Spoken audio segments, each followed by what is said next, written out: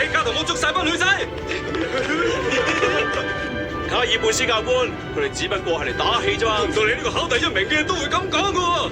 你係咁聰明嘅，就唔該諗下啲冇女朋友嘅人嘅感受啦。就算你係皇冠天梯營運長個仔，你都冇特權可以帶昆塔拉女仔上嚟呢一度噶喎。唔係我叫㗎。加油！加油！加油！第一次十佳！好啦，你哋快啲上去駕駛室度啦。咁多位，做書為啦啦隊而家去緊你哋嗰度啊！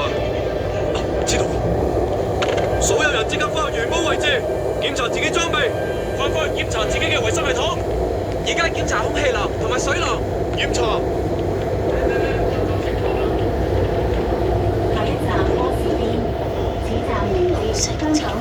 你唔係學生嚟嘅喎，你係邊個啊？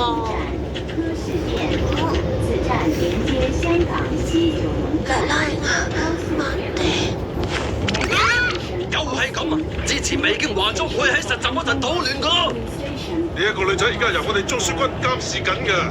你話中書軍監視咩嚟㗎？咩文？有昆特拉。搞錯！到下級空站。